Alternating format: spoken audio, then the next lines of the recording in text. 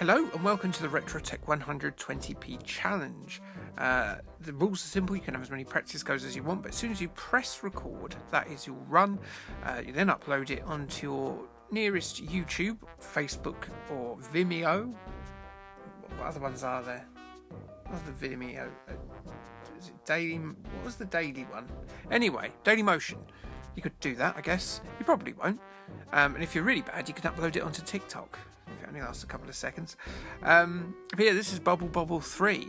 And yeah, it came out courtesy of Taito in 1996. It's called Bubble Bobble 3. Even though it's actually the fifth in the series. And it's actually a prequel to the first one. So, yeah, make of that what you will. I'm always confused with Bubble Bobble because I thought the idea of getting to the end of Bubble Bobble and the start of Rainbow Islands was that they weren't dragons anymore. But they're a dragon in the second one, which is a sequel, and obviously a dragon in the first one, where presumably they must have just been turned into a dragon that blows bubbles. I don't know. But yeah, this didn't come out on any home consoles of the time, even though, if you ask me, it was primed for a PlayStation 1 release. Even a Super Nintendo, you'd think, would be able to handle this with little or no problems. And the Mega Drive, 1996, was still sort of out there, I suppose, in the shops and what have you. But no, it didn't come out on any home consoles right up until 2007, when it came out in on the PlayStation 2 as part of a Taito Memories 2 Volume 1. Because I guess no one in Taito knows how numbers work anymore. Just a mess, isn't it? Third in the series, but it's a prequel to the first game, and the fifth game in the Bubble Bobble series overall. Madness. But yeah, so lots of digitised photographs of animals in the background. We've had elephants, now we've got crocodiles. Or alligators. I don't know. The difference is one has got longer nose. If you know which one's which, tell me in the comments. Because, as you probably are no doubt aware, I love listening to some animal facts, even if I constantly get things wrong about them. But yeah, plays exactly as you'd expect this. It is Bubble Bobble. There's no difference between this and the original, except it looks a bit nicer. And you get bigger enemies, and you can blow bigger bubbles if you hold down the button. Not sure what that does. Maybe there's something later on where you can encounter it, and you have to blow the bigger bubble. And also, this apparently has a bad ending. So there's secret things you have to collect along the way. And unless you get all 7 of them, which are on every 5th level, then you won't finish the game with a good ending, and you'll get turned into a monster. Apparently, he's a monster already, isn't he? I don't know.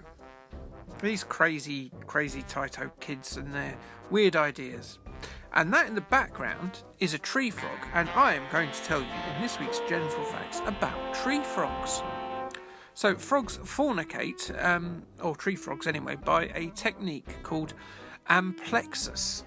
That's not a Lexus or a wrestling move, although it is sort of a wrestling move.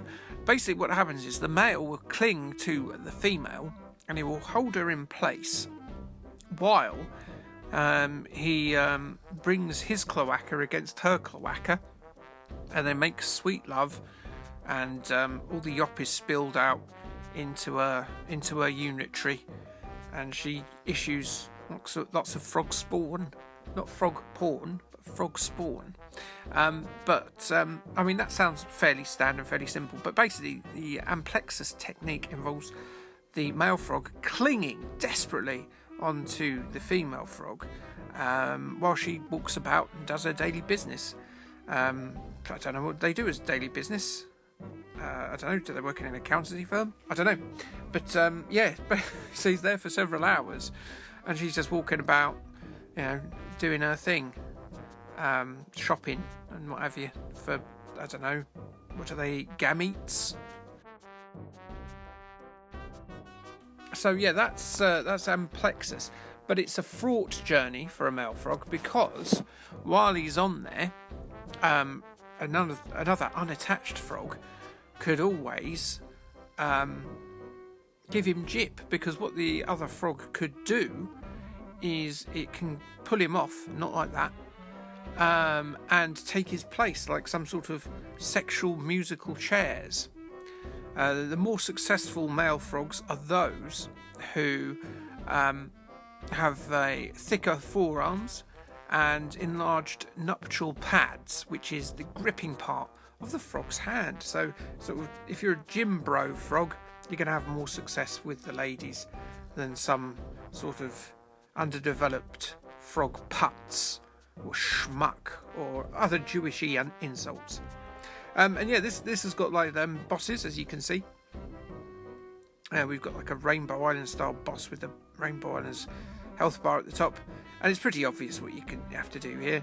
You have to do that, but you've got to do it in reasonable time, and you can actually do it quite a bit. So where I was doing one at a time was a bad idea, because I've got that evil skeleton whale that haunts you in all the blimmin' Bubble Bobble games, and I've lost my first credit. But yeah, the idea is obviously mash your lightning bubbles against the wall, and then you ping them at him, and it causes him no end of misery with his blooming, I don't know, Leonardo da Vinci helicopter blade there, the swine. What have we got coming up on the channel this week? Well, that's a really good question. What do we have? Oh yes, we've got Bucky O'Hare. There's a Bucky O'Hare arcade game, and we've got that coming out this week.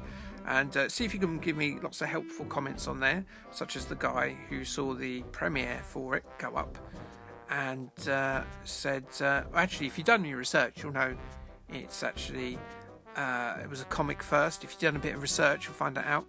Now, obviously, the video was not live at that point, and still isn't at the time of recording, and it totally mentions like it had its origins in the comics. So maybe someone else should have done their research and actually bloody waited before commenting, and not end up looking like a dickhole.